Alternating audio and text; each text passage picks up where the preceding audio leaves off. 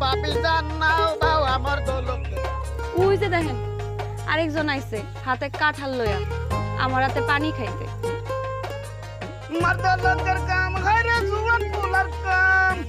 মর্দ লোকের কাম নাই রে মঞ্জল কোনার কাম।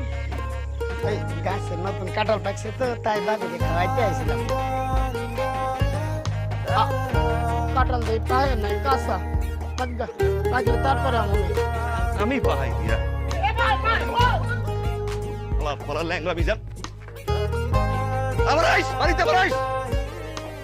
হ্যাঁ মাথা গরম করেন কেন? হ্যাঁ লন মাইন্দের গুলো অবস্থা দেখছো? আমার হাতে পানি খেয়ে আত্মারা ঠান্ডা করেন। ঠান্ডা করবে দেখছো অবস্থা? আমি থাকতে এই অবস্থা।